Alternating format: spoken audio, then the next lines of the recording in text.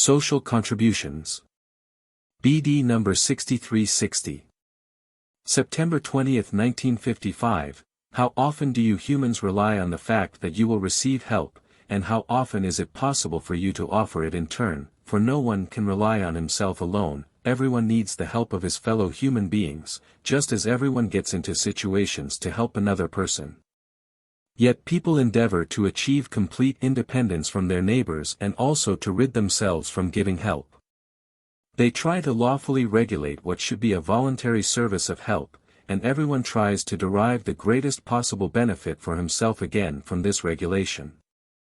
What would be extremely highly valued for every individual person's soul as unselfish neighborly love is changed into an involuntary duty, and there is no benefit for the soul as long as all voluntary activity of love is excluded. According to human estimation, all earthly hardship could be averted from people in this way, and this is no doubt also the intention of those who feel responsible for people's serious difficulties, since they cannot be concealed and burden the latter. And as long as unkindness prevails amongst humanity, even these endeavors are a blessing inasmuch as people will not perish in misery. Nevertheless, it cannot solve people's spiritually low level, for this requires activity of unselfish neighborly love. People have to be touched by other people's hardship to kindle the love in them. There has to be the kind of adversity amongst people that will stimulate a kind-hearted person into actions of love. Help can be rendered in every respect to a fellow human being through words of comfort, through caring sympathy, through active assistance. Yet human life, above all, relates to the overcoming of matter. The transformation of selfish love into selfless neighborly love. The human being should let go of what is desirable to himself in order to give it to a fellow human being who is in need of it. This is why wealth is unevenly distributed, precisely in order to motivate this will to give, since a person can learn to overcome matter at the same time and thereby make the greatest gift to himself by detaching himself from material possessions in order to alleviate a fellow human being's hardship.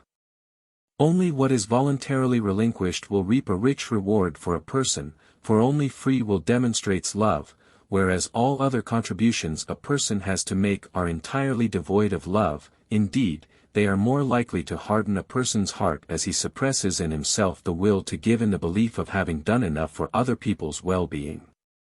Yet no matter how much people try to ease economic poverty in this way, the human being will still be affected by hardship in other ways, on the one hand for his own benefit, but on the other hand in order to move a fellow human being's heart into providing help. In order to touch it, so that the spark of love ignites, so that love will not grow completely cold amongst people. And precisely those people with very hardened hearts are frequently affected by non-material problems, so that they have to take a different path if they are to be helped. Their pleasure of earthly possessions will be taken from them. What they did not want to give to alleviate other people's hardship they will then no longer be able to enjoy themselves. Material belongings will now lose their value, and blessed is the person who deals with this in the right way. Who now voluntarily relinquishes it in order to give it to needy fellow human beings. Blessed is the person who ultimately acquires his fellow human beings' love as a result of good deeds, which alone will follow him into eternity. Then his hardship will not have been unsuccessful for his soul. Amen.